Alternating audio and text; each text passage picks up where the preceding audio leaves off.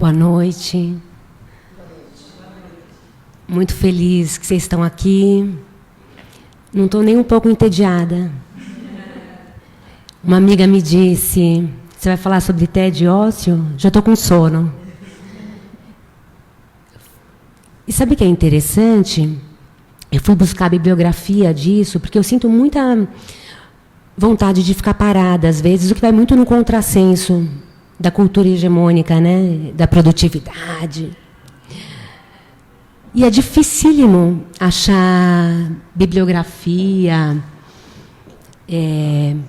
material para falar disso. Fiquei pensando, por que será, né? Não está a serviço de quê isso aí? O que a gente está fazendo agora é ócio. Ócio não é não ter o que fazer. Ócio é escolher o que você vai fazer. É você ter tempo de escolher. Tempo de escolha. E as crianças, por exemplo, se sentem muito mal de terem tempo para escolher. Elas querem alguma coisa que já está dada.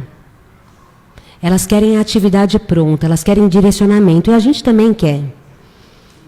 Eu fico pensando, quando eu entro no Netflix, sem orientação, eu vou só encostar a porta, tá, gente? Eu encosto. Tá rolando um teatro. Tá tendo um evento super bacana aqui do lado.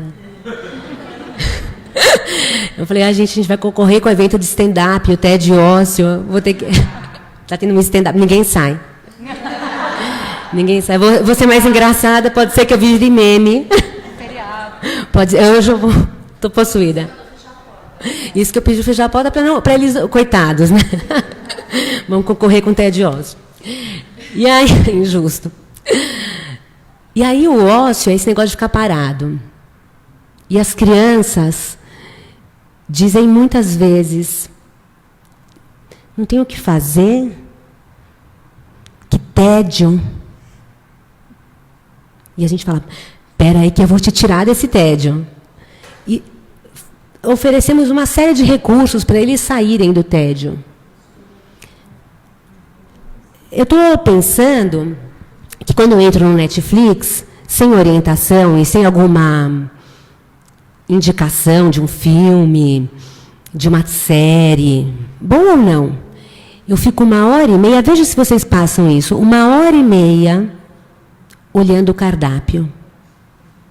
Depois de 1h30, eu desligo a TV sem assistir nada.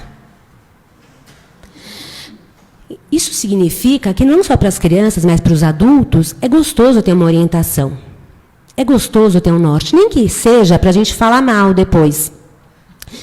Fui orientada a ver um filme e achei um horror. Mas eu tive a oportunidade de escolher se eu achava bom, se achava ruim. Mas essa opção gigantesca, ela é perturbadora. Ela não é acalentadora, que vai muito na contramão do holding, né? O que é o holding? Você poder fazer um acolhimento, circunscrever, delimitar um espaço. E quando você não tem esse espaço oferecido, a gente se sente muito livre. E excesso de liberdade também atordoa. E deixa a gente entediado. E o tédio no ócio faz a gente criar. Todos os grandes criadores, grandes cientistas, estavam sem fazer nada. Eles não estavam ocupados. O Newton estava embaixo da árvore quando caiu a maçã. O que ele estava fazendo ali? Nada. E aí ele ficou pensando sobre os eventos da natureza que estavam acontecendo. O Einstein, o Freud, todos os grandes pensadores das suas épocas fizeram uma criação no ócio. Ócio, então, é esse espaço vazio, né? Aí as crianças dizem, o que eu faço? E a gente diz, vou arrumar uma atividade. E a gente não dá a oportunidade de eles criarem. deles desenvolverem autonomia. O ócio, em grego antigo, sabe qual é o nome do ócio no grego antigo? Escolé, que do latim é escola. Ou seja, a escola é o lugar hegemônico do ócio. O ócio é o lugar de pensar. E a negação do ócio se chama negócio. Quem está no negócio, trabalhando, não está no ócio. E aí a gente fica pensando em toda a constituição da nossa cultura atual, que tem uma negação em massa do ócio e uma positividade no que é produtividade. Positivista mesmo. Então, produtividade tem a ver com o que eu faço, não com o que eu penso. Tem a ver com mensuração. A produtividade, na nossa cultura atual, sobretudo a cultura ocidental, tem a ver com uma produção mensurada. Crianças, nas escolas, têm que ter produção que se dá a ver. Eu tenho que poder ver, medir, quantificar. Se eu não tiver esse dado de mensuração, é como se não houvesse produção. Esse espaço para pensar, esse ócio, o que ele faz, né? E aí eu fui estudar num livro de linguística que tem antigo, porque eu sou fonoaudióloga, né? O que uma fonoaudióloga está falando de ócio e tédio? O que serve isso?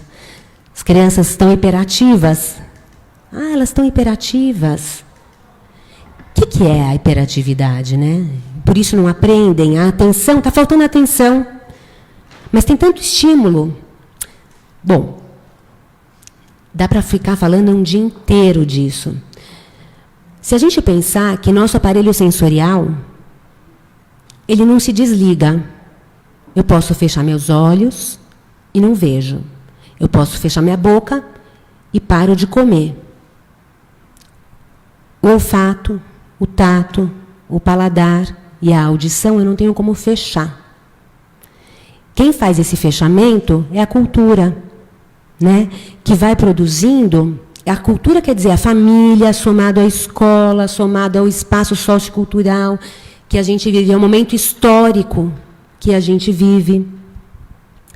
Nessa medida, como é que eu fecho meus ouvidos? Eu tenho que prestar atenção aqui, mas eu estou ouvindo o Fernando mexer lá na cadeira. Não é, né? Olha, ele está se desculpando. De jeito nenhum, faz parte. E por que eu estou concentrada aqui e não estou concentrada lá? O que faz o meu foco de atenção estar num lugar e não no outro? Se meu aparelho sensorial está aberto para todas essas impressões. O que faz? Como é difícil prestar atenção. Porque a gente está dizendo de uma atenção humana. E o desejo do que a gente quer, ele é variado, ele muda, ele é errante. O silêncio é organizador. No silêncio, ao contrário de nada, se tem o tudo. E por isso é tão incômodo ficar no silêncio. O silêncio é o lugar da polissemia. Tem um livro, minhas amigas leram já, chama Formas do Silêncio, que é de um pessoal da Unicamp, uns linguistas, uma linguista importantíssima chamada Eni Orlandi, e ela diz sobre a linguagem: o silêncio é o mar, as palavras são o ruído, é a onda. Então, o que a gente diz é um pequeno fragmento do que a gente contém. E quando eu digo, também habita um silêncio no que eu digo, que são os implícitos, são os outros sentidos. muito difícil ficar no silêncio. O silêncio perturba, mas o silêncio organiza. Ele tem essa dupla função. E aí, quando a gente está sem prestar atenção em alguma coisa, a gente tem que silenciar, a gente tem que se aquietar. A gente tem que baixar todos os volumes de todo o nosso aparelho sensorial. É luz, é tato, é olfato. Para dormir, por exemplo, eu preciso de uma higienização do sono. O que significa isso? Eu poder baixar todos os estímulos que estão em volta. Porque meu aparelho sensorial, por si só, não dá conta de fazer isso. Eu também preciso baixar a luz. Ou alguém dorme no claro aqui. Não é? Dorme no meio de um barulhão. Ter atenção, ter foco, prestar atenção em alguma coisa é um desafio muito grande, porque eu tenho que estar em silêncio. E enquanto eu estou falando e vocês estão em silêncio, o pensamento vai se desdobrando. E pensando em uma série de eventos que vocês já viveram e que remete a histórias, que remete a vivências, a experiências. Então, o que eu digo é só onda. O que vocês sentem é um mar inteiro dentro de vocês. Ficar em silêncio é precioso. Ficar em silêncio não é produtivo do ponto de vista mensurável. Ele não tem a ver com a produtividade da contemporaneidade. Ele não tem a ver com essa produtividade em escala. Ele tem a ver com você poder ser autor do seu próprio texto. E você ser autor do seu próprio texto significa você dar voz para os seus silêncios. Pensando nisso, eu fiz um convite para a Vanessa vir aqui e ensinar a gente técnicas de silenciamento, técnicas de pensar, técnicas de se aquietar.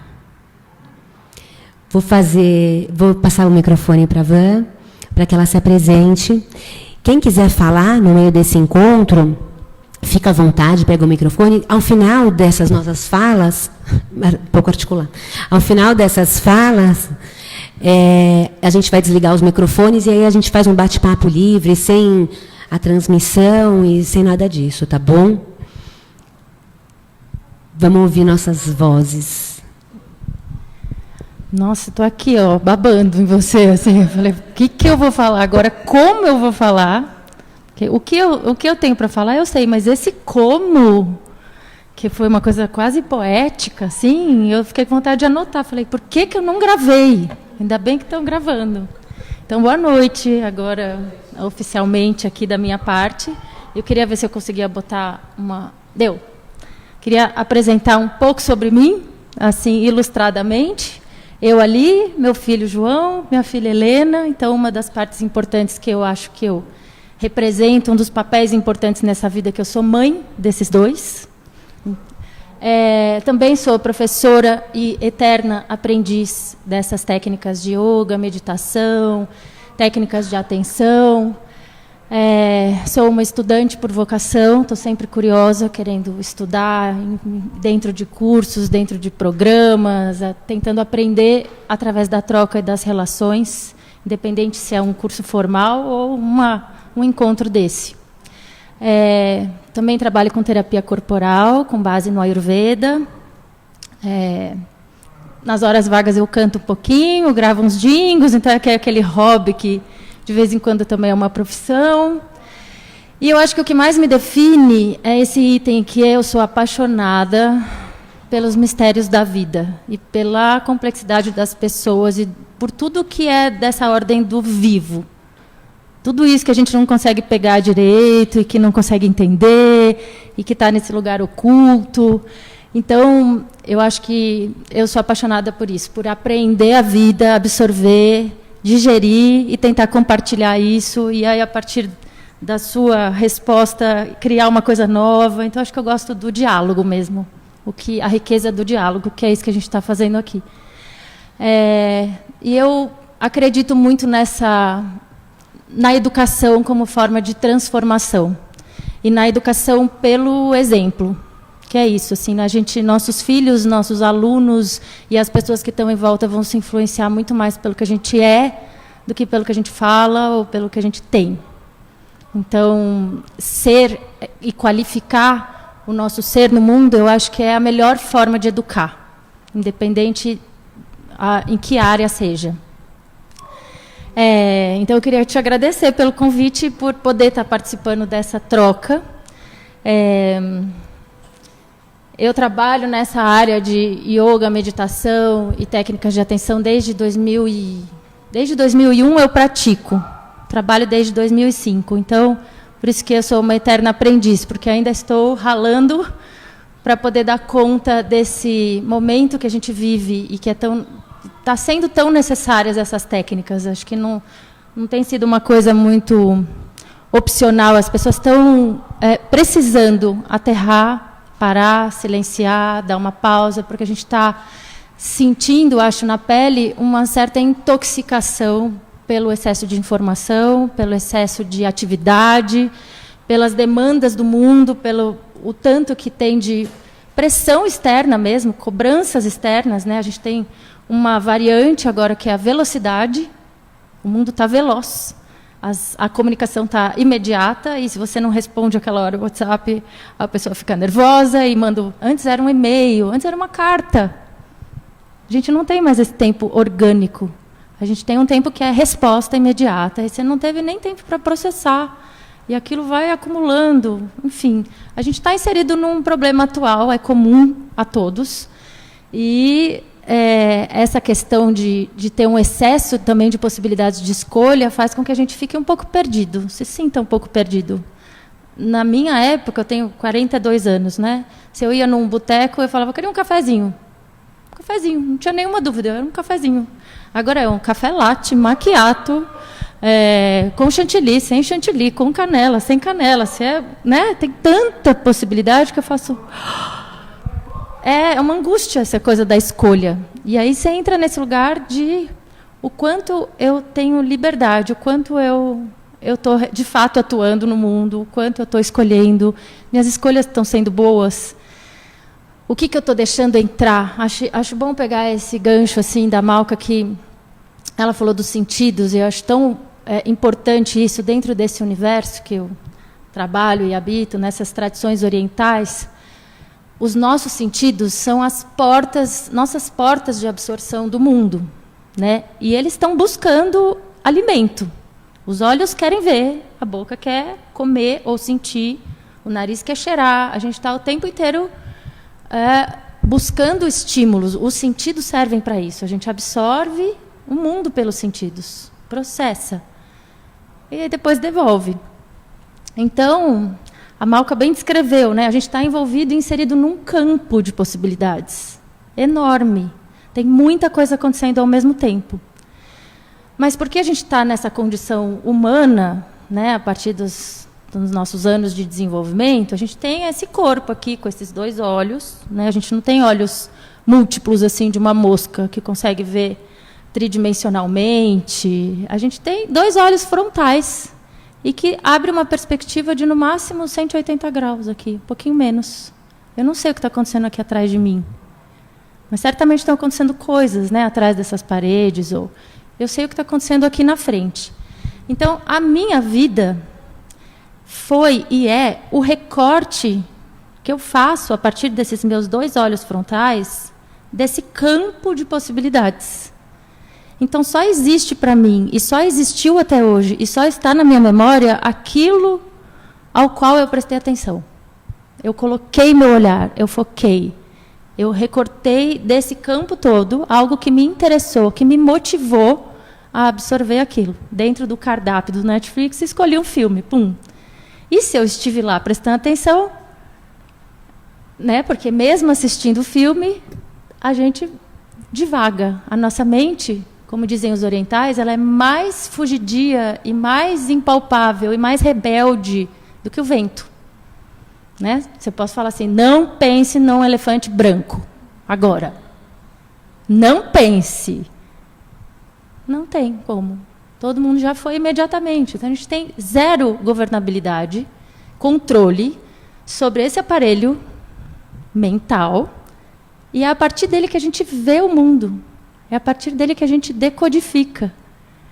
E aí eu pensei, uma inquietação minha pessoal lá atrás, eu falei, eu sou mesmo livre?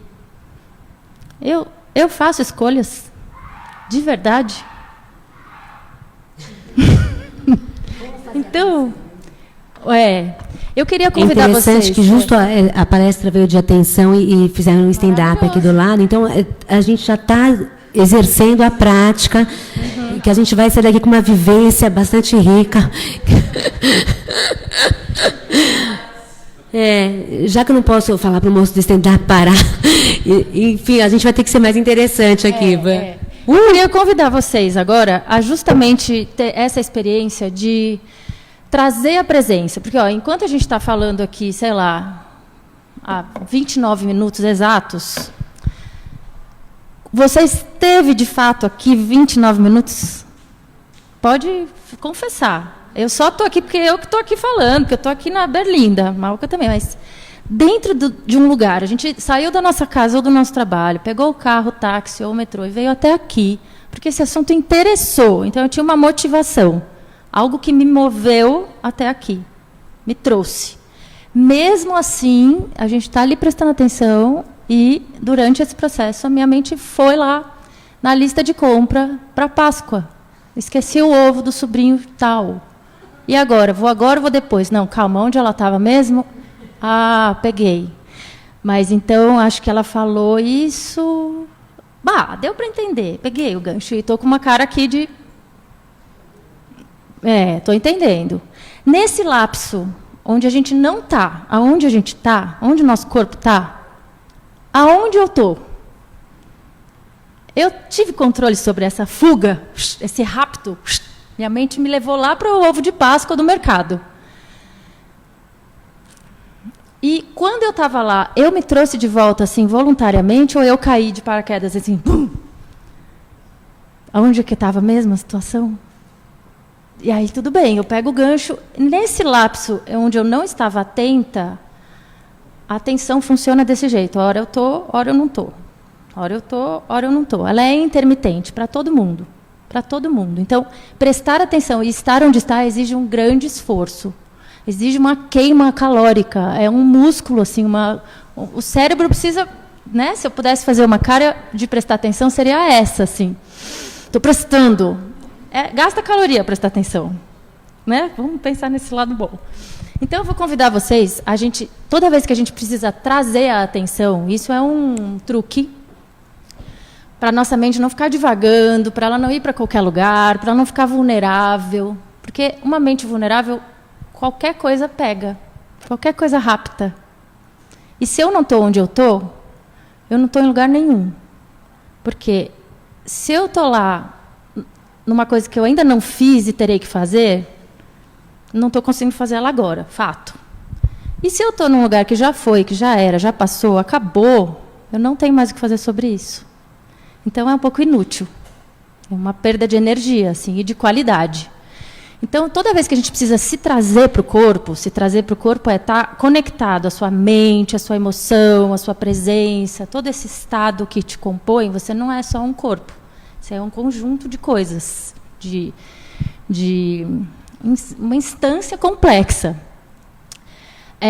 Toda vez que a gente usa um dos nossos sentidos, já pegando o gancho dos sentidos, pode ser o tato, pode ser o paladar, a gente vai usar a audição. A gente pega a audição e aumenta, assim, como se a nossa orelha crescesse. E escuta o som, a gente vai fazer esse exercício de paisagem sonora. Vamos perceber, voluntariamente, todos os sons que estão aqui nesse ambiente, por mais silencioso que possa parecer. Então, eu vou parar de falar e a gente vai parar para escutar tudo que a gente consegue ouvir, do som mais perto até o mais longe, até o mais sutil, por 1 minuto. Então, se organiza um pouquinho assim na cadeira, só para a gente favorecer a nossa presença com uma postura adequada, né? Que se eu estiver assim, você acha que a minha presença está super atenta? Ou se eu estiver muito assim, vou criar uma tensão desnecessária. Então, relaxadamente, eu vou lá e abra os ouvidos. Então, fecha os olhos um pouquinho, porque a gente favorece um dos sentidos quando a gente fecha a janela dos outros. E a gente vai parar um pouquinho para escutar tudo o que tem aqui em volta. Já.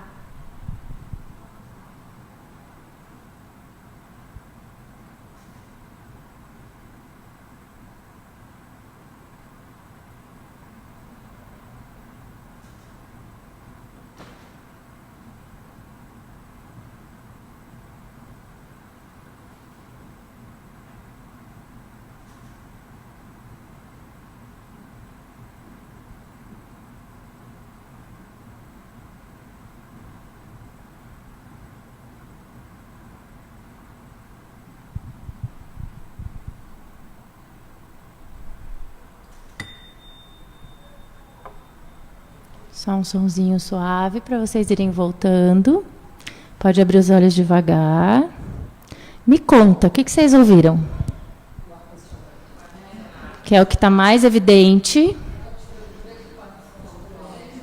Um cliquezinho. Não tinha problema nenhum. Não era para provocar o silêncio. Era para ouvir o que tinha aqui, que já estava aqui. O que mais? O som do lado. Alguém ouviu algum som interno? Respiração. Ela estava aí o tempo inteiro também, mas porque a gente parou e silenciou, ela ficou mais... Eu ouvi meu batimento cardíaco, que está um pouco acelerado, não está normal. Só porque eu estou aqui. Estou emocionada com a presença de vocês. Quem não ouviu nada está vivo ainda. Tudo vivo. Quem não ouviu nada está vivo. Quando a gente para escutar, imediatamente a gente está onde a gente está. Então, eu vou dar esse exercício para vocês, que é muito prático, de atenção plena e de presença, de exercício de presença. Está na fila do banco. Hoje a gente não fica mais na fila do banco. Vai, Vanessa, outro exemplo. Supermercado. Você fica ali no supermercado, ou a gente está no celular, que é o nosso objeto maior dispersor atual, e experimenta fazer isso. Ou a gente está pensando alguma coisa que está lá longe, ou à frente ou atrás. Experimenta falar, deixa eu ver qual é a paisagem sonora do supermercado.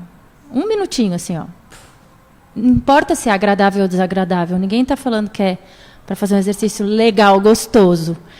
Mas também experimenta fazer isso na praia, quando você estiver perto do mar, numa cachoeira. Imagina qual é o som de uma floresta. Então, a gente está inserido, a cada momento, numa paisagem visual e sonora diferente. E se a gente para se interessar por isso, como se fosse a primeira vez, como se fosse uma grande novidade, a gente está onde a gente está. Isso é o grande pulo do gato, assim, para a gente conseguir parar, para ouvir as nossas vozes internas, para criar, para enfrentar o tédio, que pode ser reconhecido como uma monotonia, uma rotina, ai, que saco. Sabe essa expressão? Ai, que saco. É essa sensação que a gente tem, não tenho nada para fazer. Na verdade, tudo que existe é muita novidade, mas depende do olhar que a gente põe para as coisas. Né? Eu posso fazer o mesmo caminho de casa para o trabalho, todos os dias. Mas um dia eu posso olhar para o chão, um dia eu posso olhar para o céu, um dia eu posso fazer do outro lado da rua, um dia eu posso fazer por um caminho, outro por outro, ouvindo uma música. Vai mudar. Vai mudar. Então, cada dia pode ser um dia novo. Aquela pessoa que está lá do seu lado há 30 anos, ela não é mais a mesma de 30 anos atrás. Mas a gente para de olhar para ela. Porque ela vira um quadro pendurado na parede, que eu já me acostumei. Porque eu estou vivendo no piloto automático.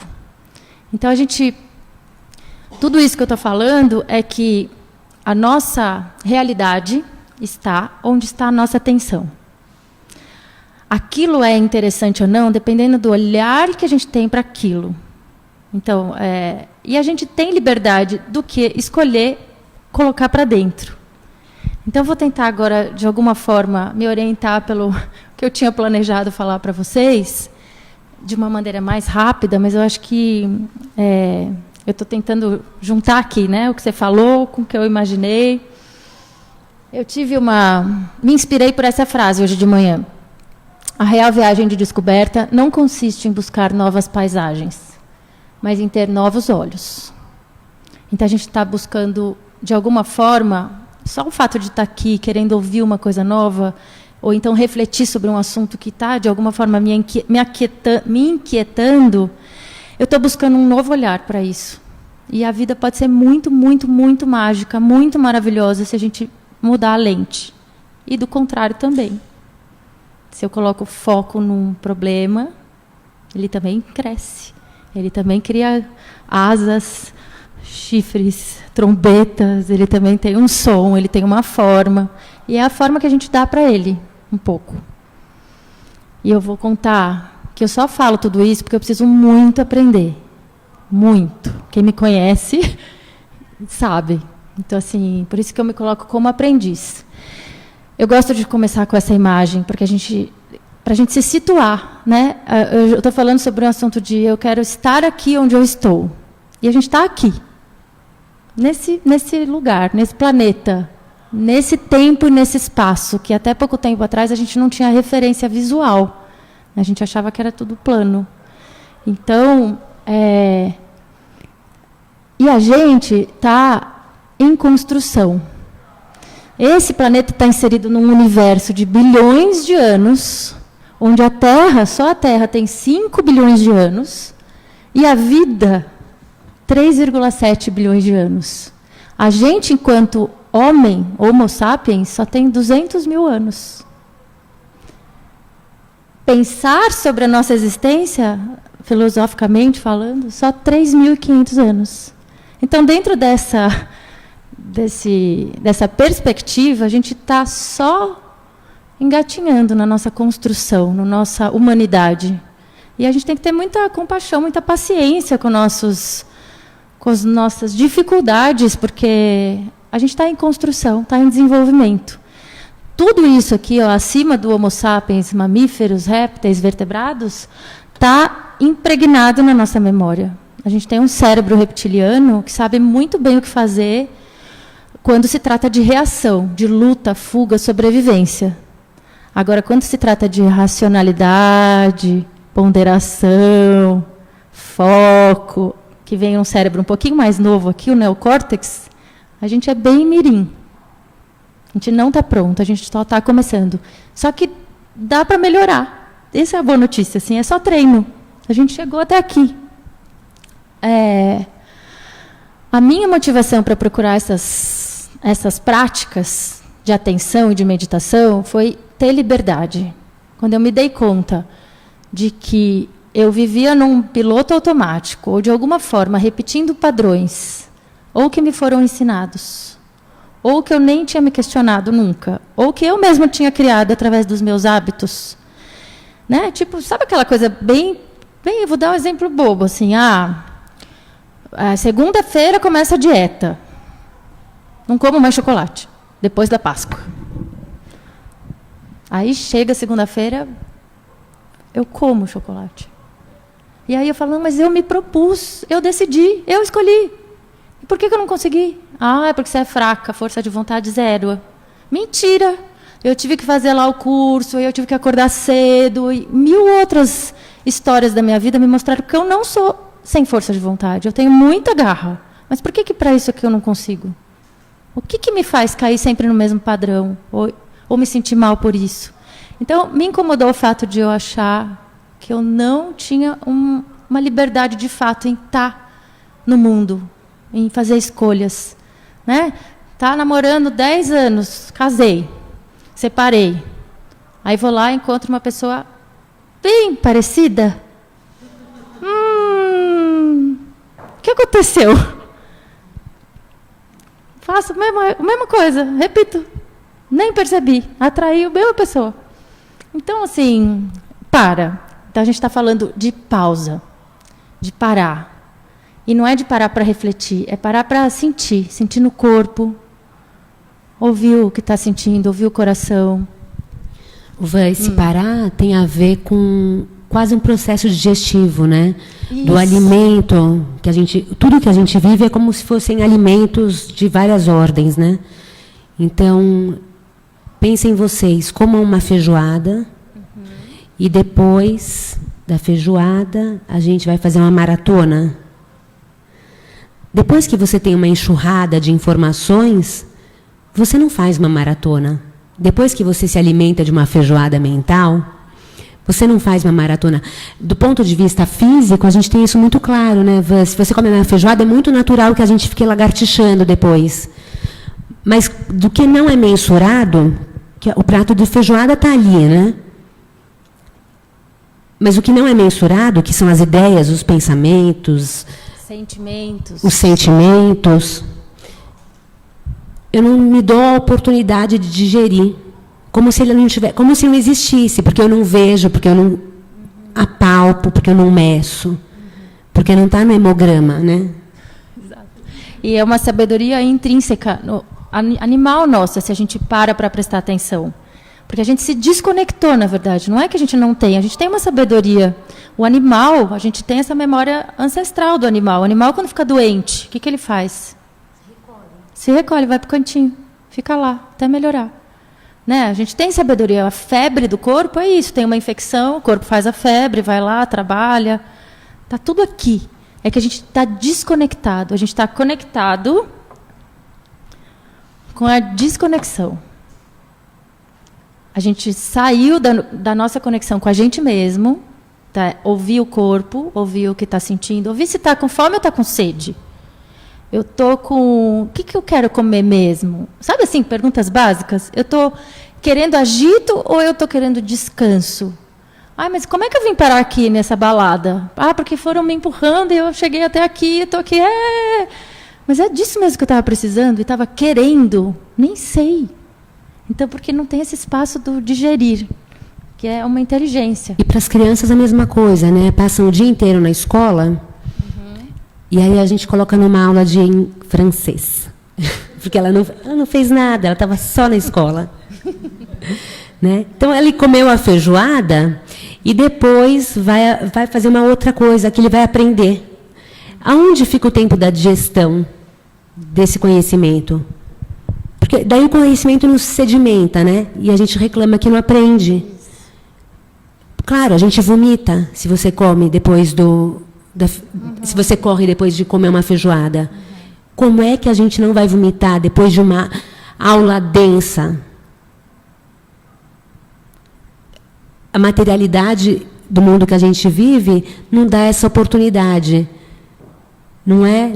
E aí, completando, eu dou um exemplo também, que eu até comentei com a Mal, que a Mal falou, fala isso, porque tem a ver com esse excesso, e está sempre preenchendo. A gente tem uma demanda interna, né? Eu quero ser uma boa mãe, eu quero ser uma boa profissional, eu quero estar bem informada, eu quero ir no cinema, saber todos os filmes do Oscar, e eu até falo mais rápido, porque eu quero tanto, é tanta demanda interna, ao mesmo tempo tem a exigência do mundo. E aí você vai como se fosse derramando um chá numa xícara, assim, ó, sem parar. E aí você fica transbordando. E você fica lá. E aí não dá nem para parar para tomar, nem para sentir o cheiro. É capaz que você se queime. Então, o excesso de informação a que a gente está sujeito, a velocidade e a nossa demanda interna faz com que a gente se sinta infeliz, impotente, frustrado, porque, além de tudo, você não dá conta. E aí, assim, informação não é conhecimento. O conhecimento ele precisa desse tempo de digestão e de associação. E de, então eu tive uma experiência que juntou com isso que ela falou, que juntou com outra coisa aqui, e aí, na hora que eu fui viver aquilo é uma vivência. E aí o conhecimento, para virar sabedoria ainda, precisa de tempo, de maturação, tipo um fogo baixo, para aquilo virar uma coisa, de fato, ali, transformada. E, se não, é só informação. Né? É só informação. Informação, eu ponho o Google e é isso. Curtida, curada, né? Isso, apurar. Quando você cura o queijo, o que é? Um estado de transformação, ele não vira outra coisa, né? Curar o queijo é fazer dele um outro processo, é deixar ele maturar. E sair desse pensamento de que parar é perder, porque aí você vai para o negócio. Né? Enquanto eu não estiver produzindo algo palpável, concreto, ticando a minha lista de to-dos, que ela não tem fim, na hora que você ticar 3, vão aparecer mais 5, e depois você tica mais 3, vão aparecer mais 10. Isso para quem faz lista. Para quem não faz, ainda fica aqui meio perdido. Então, a gente se sente muito impotente. É frustrante. É frustrante porque a gente costuma culpar o tamanho da xícara, né? A xícara que não acompanha o volume. Então, vamos aumentar a xícara, vamos mandar para algum tipo de tratamento para aumentar, para uma técnica que aumente o tamanho da xícara para caber mais coisa. O problema é da xícara, claro. E a gente está passando por esse momento de tampar buraco ou aumentar o tamanho da xícara. Então, para acalmar meu estado ansioso de não dar conta, eu preciso tomar um calmante. Ou fazer um happy hour. E aí, para eu dar conta de produzir no dia seguinte, porque eu fiquei de ressaca, eu tenho que tomar muito café. E aí eu fico ansiosa de novo. E aí eu não consigo dormir. Aí eu tenho que tomar um remédio para dormir. Então a gente está vivendo um mal que tem a ver com comportamento e com falta de presença e de atenção. Só isso. E de saber que a gente não consegue fazer 1000 coisas ao mesmo tempo. Por mais que digam que a mulher é multitarefa. Mentira. O cérebro, ele está fazendo uma coisa, ele tem que parar para fazer outra. Se eu fizer 2 ao mesmo tempo, eu estou dividindo a minha atenção pela metade. A chance de eu queimar o arroz, quando eu estiver falando no celular, ou atender o telefone no meio, é 50 vezes maior do que se eu estiver só fazendo o arroz. Isso é atenção plena. Isso eles chamam de mindfulness. É aquela coisa que você pode praticar com as suas atividades cotidianas. Então, eu estou tomando banho. Dentro dos 5, 7, 10 minutos que eu vou tomar banho, 1 minuto eu vou prestar atenção no banho, na temperatura da água, no som da água caindo no chão, no pé, no chão geladinho que depois vai esquentando. E aí eu vou sentir o cheiro do sabonete, a textura e a espuma. E quando eu passar o shampoo, eu vou sentir como é a textura daquele shampoo na minha cabeça. E vou aproveitar e me fazer uma massagem. Ai, que delícia. É outro banho, gente. Ai, gente, vou tomar banho agora. E é uma coisa que a gente faz todo dia. E quando eu vou comer? É uma coisa que eu faço todo dia. Faz muito tempo que eu não tomo esse banho. Não é? Estou encardida. E aí, quando eu vou comer, eu posso parar. Em vez de comer em vez de dirigir enquanto eu estou fazendo outra coisa, para aproveitar o tempo. É o contrário. Para e faz aquilo só que você está fazendo. Que a chance de dar certo é maior, de você ter que refazer também vai ser mínima. A chance de ter erro é menor. A chance de você aproveitar aquilo como uma experiência de vida e de criar um espaço de criação. Que é o que o Walter Benjamin fala, né? Da diferença entre vivência e experiência. Eu acho isso, que a gente não vive, a gente é vivido. A gente está sendo engolido pela vida. Como se fosse um barquinho no meio do oceano. Adorei essa do oceano. E a gente é onda. E aí a gente está sem remo. Porque dentro desse campo todo, eu estou indo para onde? Para quê? Estou sobrevivendo. Então, deixa eu só ver se tem mais alguma coisa relevante, porque eu não vou ocupar todo o tempo aqui. E eu quero fazer mais uma prática antes da gente abrir para as nossas conversas. Quanto eu tenho? Tudo bem? Está todo mundo aqui? Comigo? Fala. Peraí, senão o pessoal da internet me xinga. Pessoal, não xinguem. Só queria que você retomasse a questão do Walter Benjamin, que você falou, entre vivência e experiência. Foi isso? Isso. A vivência é a experiência em mim. Como eu sinto a experiência. Ele faz... Oi? A experiência em mim. A vivência é como eu interpreto as experiências que eu tenho. Então, muitas vezes a gente tem experiências e não tem vivências. Porque eu não estou no banho. Esse banho que ela falou, eu nunca estive. Gente, quanto tempo faz que eu não tomo esse banho? Eu posso até exemplificar. Eu tive a experiência, eu acabei de sair do banho antes de vir, viu, pessoal? Acabei de sair do banho, mas não esse banho. Então, eu tive a experiência, mas eu não tive a vivência. Eu não estava com atenção plena no banho. Eu estava pensando que eu tinha que estar aqui. Eu estava no banho de corpo. Parte do meu corpo. Então, essa é a experiência, mas não é a viver. Eu não vivi esse banho. Tem uma frase de um monge vietnamita que chama Thich Nhat Hanh. Não sei se vocês conhecem, já ouviram falar. Ele fala assim, quando você não está presente, ela vai estar em algum momento, eu posso parar esses... Quando você não está presente, você olha, mas não vê. Escuta, mas não ouve. Come, mas não saboreia. Então, assim, a gente perde a vivência. A experiência. A vivência. Também confundi. Então, a gente está vivendo isso aqui, certo? Está todo mundo junto nesse mar de preocupações. E se você perguntar para a pessoa mais feliz que você achar, você fala, não, essa está bem. Só põe foto no Instagram, joia. Aquela Facebook que você fala, nossa, que inveja. A hora que você chega bem pertinho dela, bem pertinho, assim, olho no olho, você está bem? Ninguém está, gente. Está todo mundo vivendo, de alguma forma, esses problemas. Mas o como a gente encara esses problemas e essas questões é o que faz a gente viver bem ou mal. É essa lente, é esse olhar, é essa... Como é que eu vejo isso? Eu vejo isso como uma oportunidade de crescimento, ou então é uma fase, não importa. Não é justificando, mas como eu lido? Eu estou em São Paulo, tem trânsito, ponto, fato. Eu posso enfrentar esse trânsito ouvindo uma música clássica, estudando, ouvindo um podcast, falando com uma amiga, ou eu posso ir xingando, reclamando, xingando o cara que me fechou. A escolha é minha. O trânsito está lá. Eu estou aqui, meu carro está aqui. Você fica entediada, né? Você fala, e eu escolhi isso, nem ter carro para não ter o trânsito de problema. Pronto, fiz uma escolha.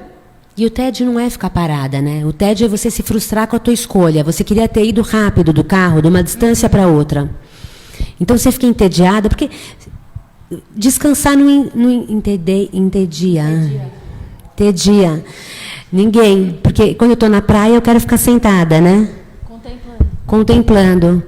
Então, o TED não é ficar parado. TED tem a ver com a expectativa do que você vai fazer, mas não correspondência. Então, eu gostaria de estar agora já na Unibis, mas eu estou na Dr. Arnaldo. Então, eu fico entediada. Tem a ver com medo, tem a ver com frustração. O TED tem a ver com esse conjunto de sentimentos. Não ter nossa expectativa atendida imediatamente, na hora que a gente quer. E aí a gente entra nesse quadro de doenças atuais e comportamentais que não somos nós só que estamos inseridos, mas as crianças. Esses diagnósticos e sendo medicadas. Então é um problema geralzão. Mas eu sempre acho que tem que começar com a gente a solução ali. Ó. O que eu posso fazer com essa minha liberdade comigo mesma? Porque a partir disso é que eu vou reverberar. É a partir disso, do meu aprendizado, é que eu vou educar e transformar. Então, saindo, né, do problema que a gente já entendeu, a gente percebe que tudo isso, eu estou chamando de ansiedade, mas pensa no nosso quadro geral, né? Esse mesmo autor fala, é a doença do nosso tempo. E ela vem principalmente da nossa incapacidade de viver o momento presente.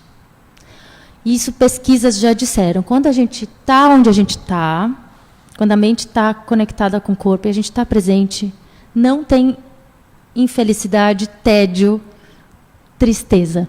De verdade mesmo, não tem. Se você fala assim, eu estou aqui agora com vocês, nunca mais vai ter esse momento. Nunca mais. Vocês, nessa sala, comigo, com a Malca, falando sobre esse assunto. A gente pode falar sobre o mesmo assunto, mas não vai ser a mesma coisa. Você não vai ser o mesmo, nem eu. Então, assim, é único. Cada momento que a gente vive é inédito e único e exclusivo. Tem uma metáfora linguística que eu gosto muito, que é sobre acontecimento. O que é o acontecimento? Né? Uma pessoa que entra no rio. Quando ela sai do rio, nunca mais, nem a água do rio é a mesma, nem você é a mesma. Esse processo de imersão, de vivência. Então, é bom a gente se perguntar, de fato, onde está a nossa atenção, para onde a gente direciona, porque a escolha é nossa, e no que a gente prestar atenção, é isso que vai virar a gente. Assim como você come uma maçã, e a maçã você digere e vira tecido, vira energia e vira corpo, tudo que entra por todos os nossos sentidos vira a gente. Então, a gente se compõe e se constrói, aquele ser humano lá, aquele ser humaninho, está se construindo a partir de cada microescolha e direcionamento de foco que faz. Porque a gente é limitado. A gente é muito potente, enquanto ser humano, mas também é limitado. Então, a gente tem que fazer recortes de realidade, fazer escolhas que vão nutrir a gente de acordo com a nossa motivação. Então, a outra pergunta é, qual é a sua motivação? Por que você acorda? Por que você está vivo? Para que você existe? Né? A gente está passando assim por um palco. Eu sempre gosto dessa metáfora. Assim, a gente nasce ali no comecinho, com a primeira inspiração. Nasci. Aí eu respiro e vou morrer com a minha última expiração. Acabou. Eu tenho uma passagem aqui de uns 80, 90 anos. O que eu estou fazendo com isso? Vou respirar cachorrinho para ver. Mas é uma realidade, né? Isso é um fato. Então, se a gente colocar isso como aqui na nossa frente, tá bom, eu tenho uma vida, me foi dada. Ou eu escolhi, enfim, dependendo da crença, eu posso acreditar em antes, depois, não importa. Eu sei que eu estou aqui agora. O que eu vou fazer com isso? E o que eu vou fazer com o que fizeram de mim também até hoje? Porque eu não sou refém. Ah, porque eu tenho genética. Não, já tem epigenética falando que você não é refém da genética. Você é refém dos seus hábitos, do seu comportamento e das suas escolhas. É isso que vai fazer você amanhã. Eu li hoje uma frase do Abílio falando, eu estou me preparando para ficar velho desde os 19 anos. Eu falei, nossa, que cara focado. Me deu essa impressão. Eu falei, pô. Então... é isso, é uma responsabilidade, mas é uma liberdade também. Ninguém está me obrigando a nada.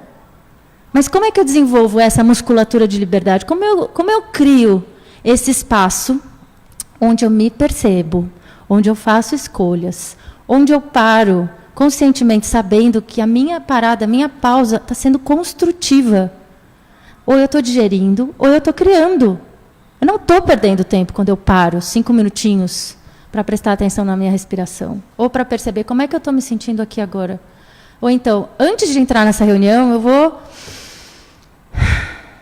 pegar um ânimo aqui, porque eu sei que vai ser difícil. Então, aí eu vou. Como é que eu me preparo? E aí, é isso, né? Estou jogando as perguntas aí para vocês. Depois vocês jogam de volta e a gente discute e vê o que acontece. A necessidade de apertar esse botão é muito grande. E não é só para tomar um cafezinho, gente. É só para ouvir, para se ouvir.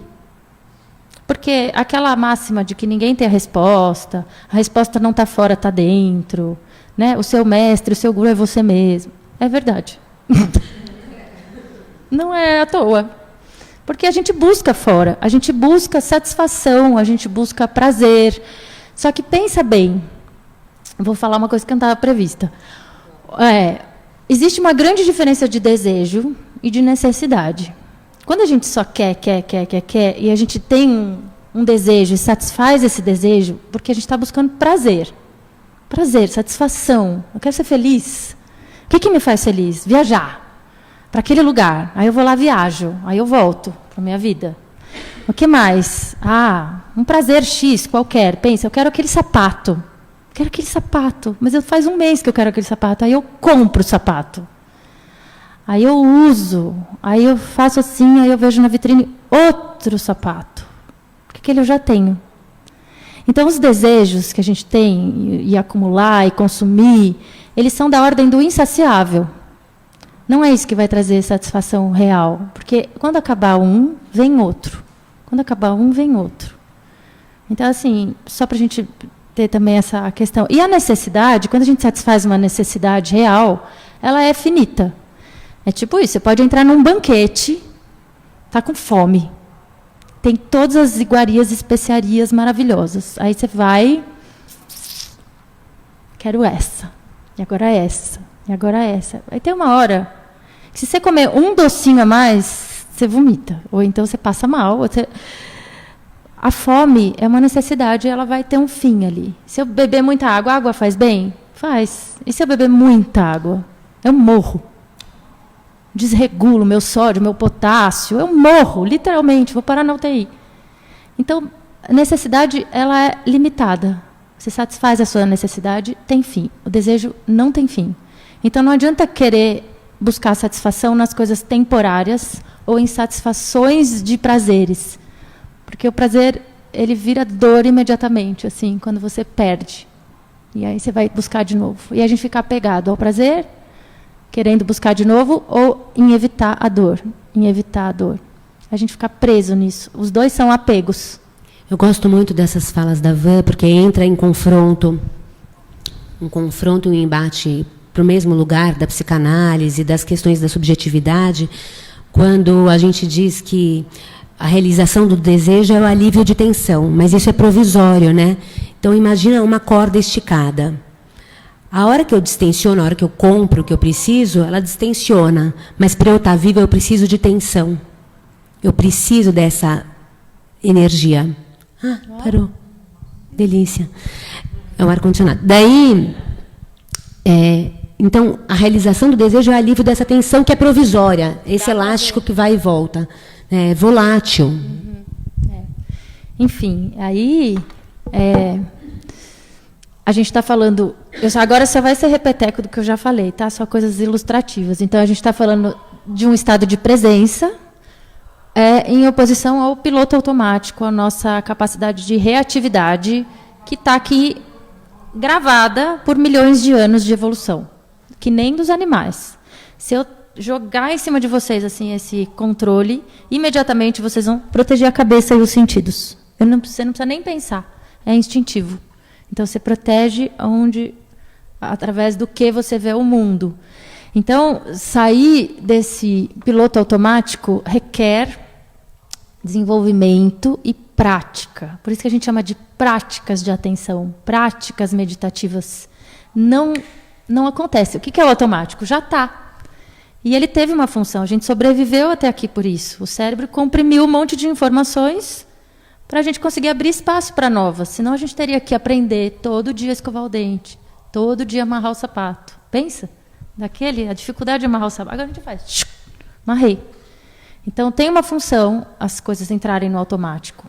Mas, no que diz respeito às relações e ao desenvolvimento humano, a gente precisa de presença, de qualidade de vida, né, de interação. Então, sem presença, sem atenção, eu me desconecto de mim mesmo, das minhas necessidades físicas, mentais e emocionais. A gente já deu exemplo disso. Me desconecto de quem está do meu lado, né? Eu perco os vínculos, né? Se eu estou aqui, e a Malca está aqui do meu lado, querendo falar comigo, e eu estou aqui. Eu estou aonde? Ela está aqui do meu lado, presente. Sim, conheço muitas mulheres que falam, motivo da minha separação.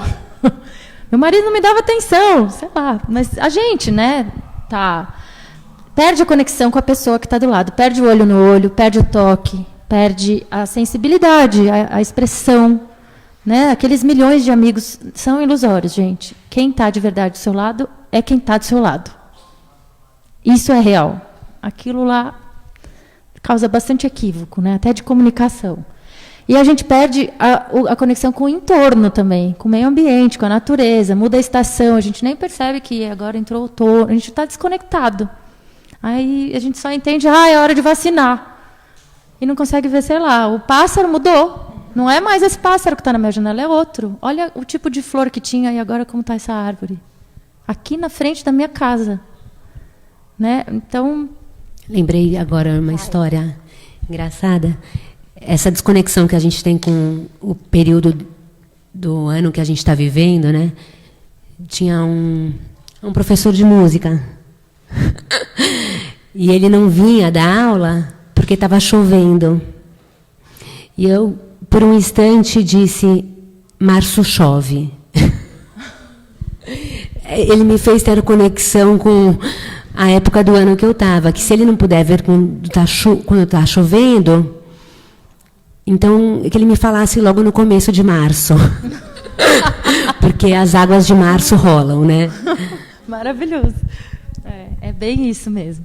A gente está, então, tentando, com essas práticas que são aprendidas, são técnicas, você aprende. Isso que eu ensinei para vocês, para prestar atenção no som do ambiente que você está. 1 minuto. Tira você dessa vulnerabilidade mental e traz você para um estado de presença. Fazer as coisas corriqueiras, como se fosse a primeira vez, como se fosse um olhar de criança. Assim, como seria se eu tomasse essa água e eu fosse de Marte e eu não sei como é que é tomar água?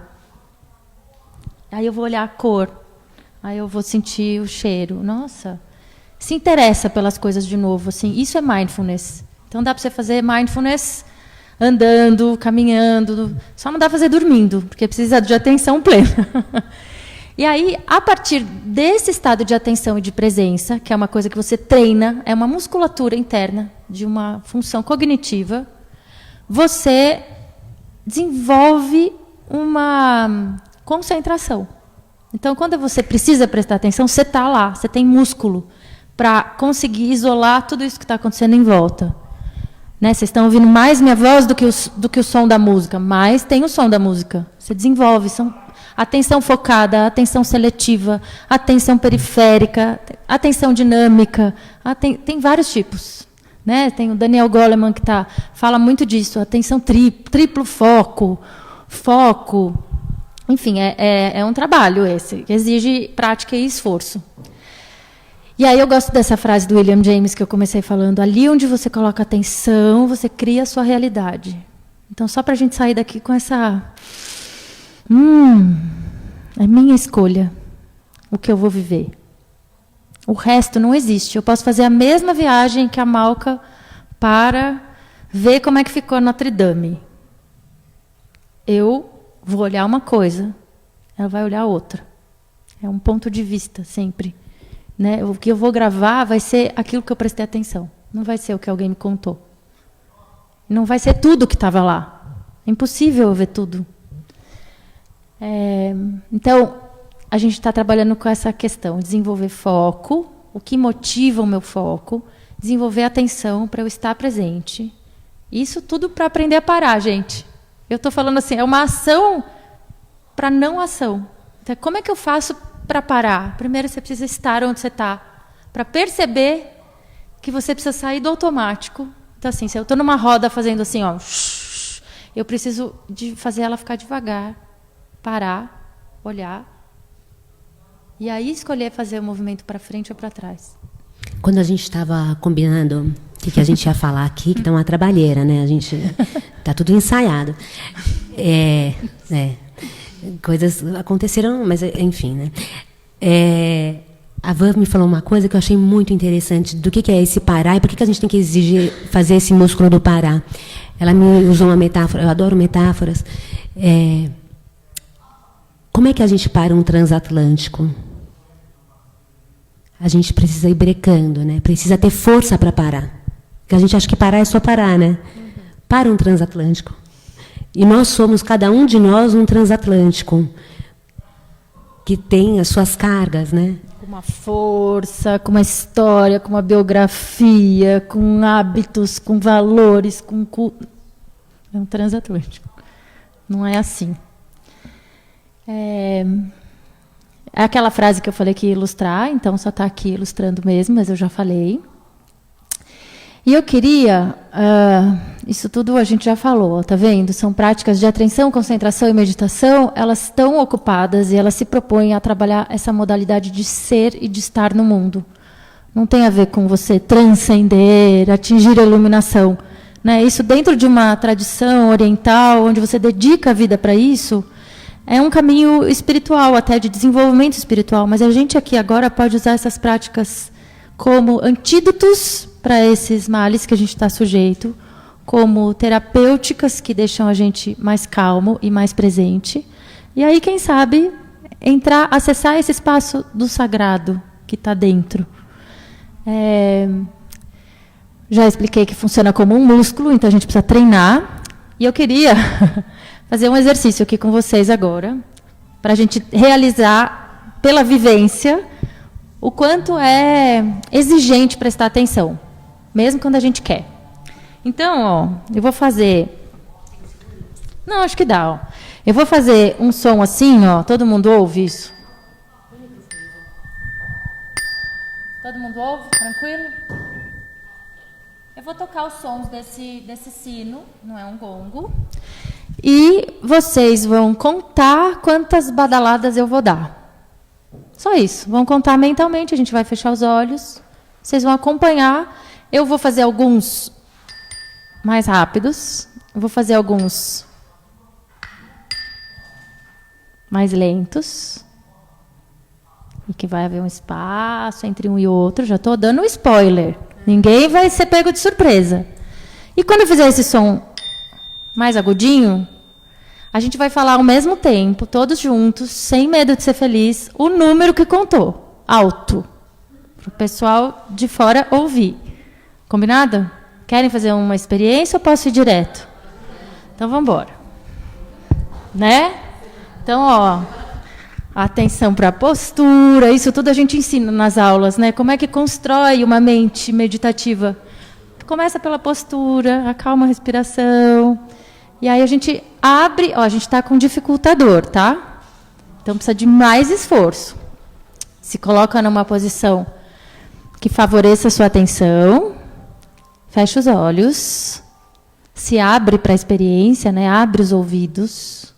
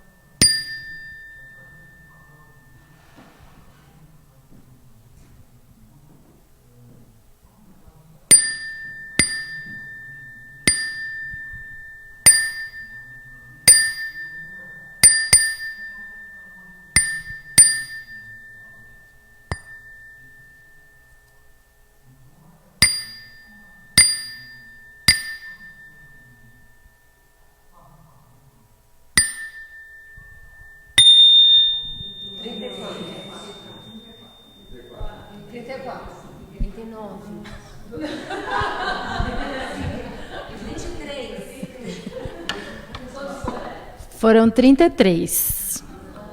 Por que vai um pouquinho para frente e um pouquinho para trás? O que acontece? Conta aí para mim o que aconteceu. A gente vai antecipando, quando vai pouco para frente, assim, será que já foi? Não sei, mas na dúvida eu já vou pegar mais um. Queria ver se vocês estivessem aqui, quanto vocês iam contar. O que mais que aconteceu? Tipo, onde é que eu fui? Não sei. Você percebe aonde vai a cabeça? Não importa se a gente acertou ou errou, importa como é que eu funciono quando eu tenho que prestar atenção. O que acontece? O que acontece? Isso que é interessante. A gente só está aprendendo sobre a gente mesmo. E aconteceu uma coisa assim, tipo, 13, 13, 13, 13, 13, 13, 13, 14, 15. Ou então, né, a gente querer se agarrar ao número. Ou então, que droga, não acertei? Alguém sentiu isso? Saco, não acertei. A gente cria uma expectativa para querer apresentar um resultado. Isso causa ansiedade. A gente quer ser bom, quer acertar. É uma demanda interna. Conseguiu perceber o quanto a gente foge, mesmo estando atento? Quem ficou tenso? Tipo, até de subir o ombro, assim, ó. Depois tem que falar, acabou, graças a Deus. Ufa!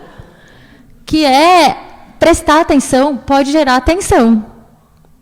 E aí a gente qualifica a nossa atenção, inclusive ajustando isso, né? Nem ficando de uma maneira tão negligente, relaxada e descomprometida, e nem criando tensão, que é fazer mais força do que precisa.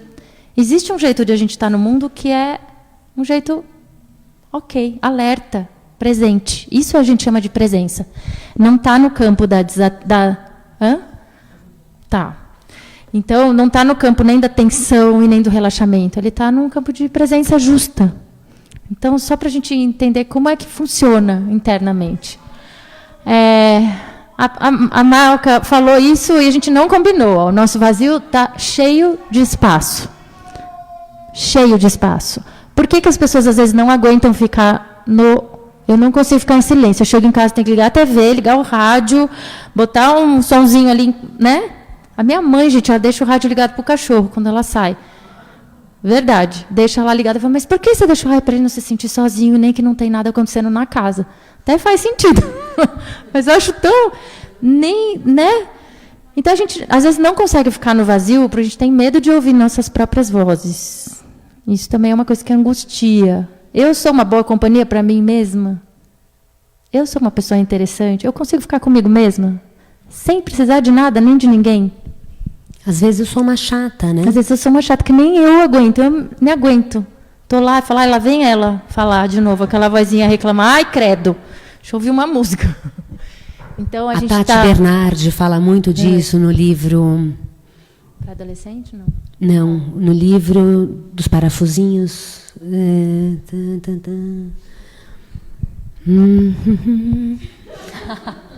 lembro também. No livro... Depois a gente manda referência. No livro que ela fala das crises de pânico dela, Não lembro. ela fala muito dessas vozes. Então ela diz, lá vem essa voz falando, e ela não me deixa em paz. E ela é ela mesma, né? Que não se aquieta. Depois a louca sou eu. Boa. Depois a louca sou eu. Então a gente está falando disso, de um tempo que a gente precisa criar voluntariamente. Ele não tá, o tempo é igual para todo mundo, certo? As mesmas 24 horas. O que fazemos com o nosso tempo? Cronos come nosso tempo. E a gente fala, é culpa de quem? Quem que faz o meu tempo? Quem preenche ele? Quem rouba? É o WhatsApp que rouba meu tempo? Ou eu que me deixo levar? Sou eu. Isso aqui é um objeto inerte. Quem manda aqui? Então, contemplar esse espaço interno exige pausa, disciplina para parar. Eu preciso abrir espaço na minha vida para o não fazer. Difícil ouvir isso. Começa com 5 minutos, com 1 minuto. Qualquer 1 minuto que você para, várias vezes ao longo do dia, é mais eficaz do que você ficar num retiro de uma semana em silêncio. É melhor um pouquinho, várias vezes por dia, ou todo dia, regularmente. Isso com tudo, né? Então, a gente está saindo de uma mente reativa, agitada, de negócios, e indo para uma mente zen, de principiante, criativa, aberta para o novo, aberta para o mundo, aberta para se olhar e se descobrir. Quando a gente começa a olhar para dentro e contemplar esse espaço interno, a gente vai ver... É como se entrasse numa floresta escura, gente. Dá um certo medo, não vou mentir. É um pouco aflito no começo, porque é barulhento, tem coisa lá que você nem sabia, é esquisito. É tipo levantar o tapete assim, tem sujeira. Não é agradável. A pessoa que está ali, na postura meditativa, de olhos fechados, você pensa que ela está calma e tranquila? Tem uma guerra ali acontecendo, ela com o pensamento, ela voltando para o foco, ela saindo do foco. Está acontecendo um monte de coisa ali naquele silêncio. Então, no começo, enfrentar esse barulho que aparece no silêncio é angustiante. Mas, com o tempo, vão aparecendo mais espaços de silêncio entre um pensamento e outro. E é isso que é o tesouro. E não dá para contar para você. Olha, comer uma maçã é assim, ó. Você vai morder, sai um crocante, e ela é vermelha, e aí tem um caldinho, mas que é meio azedinho, mas eu posso descrever da melhor forma, mas se você não comer a maçã, você não vai saber. Você pode ter uma ideia, você pode ver um mapa, ler num livro, mas se você não comer a maçã, você não sabe o que é a maçã. Que é basicamente a experiência da maternidade, né? Ninguém me disse. Você não tinha vivência para isso. Você pode ter até experiência, já ter estudado muito sobre a maternidade, mas ela é sempre inédita. Então, acho que a nossa contribuição está aqui em perceber que o como a gente faz as coisas tem muita diferença. E isso depende da nossa presença, da nossa atenção, que pode ser desenvolvida com práticas e técnicas. A gente está saindo desses estados todos de dispersão, de agitação, de superficialidade. e está tentando trazer uma presença mais qualificada para o mundo. E a partir desse ponto, assim, que é lá no centro, é central, é interno, não está fora, está dentro. E eu coloquei isso, assim, o silêncio como o ar que a gente respira, assim, o quanto ele é essencial, né, para ele dar a pausa. Se não tivesse a pausa na música, a gente não ia conseguir ouvir a música. Seria um monte de nota embolada. Então, porque existe espaço entre as notas, existe pausa entre uma melodia e outra, entre uma harmonia e outra, que a gente ouve uma obra. Então, a nossa vida precisa ter esse silêncio como uma oportunidade, né? Nesse livro que eu citei, da Annie Orlandi, ela diz: o silêncio é fundador da linguagem. O silêncio como fundante, porque a gente vem da inspiração, mas da inspiração no silêncio. Da falta de sentidos, da falta de significantes, da falta de significados, de um silêncio. Acho que a coisa do trazer o silêncio como uma oportunidade desse ócio, né, do tema que a gente está falando, de vivenciar a criatividade, o novo, uma resposta em vez de uma reação. A gente está no reativo, a gente está na sobrevivência, a gente está no toma lá da cá. Alguém me mostra a língua, eu mostro também. Mas existe um espaço entre alguém que me mostrou a língua, o que eu penso, o que eu sinto. E aí eu preciso abrir esse espaço para falar como eu quero responder a isso. Eu não sou obrigada a mostrar a língua também.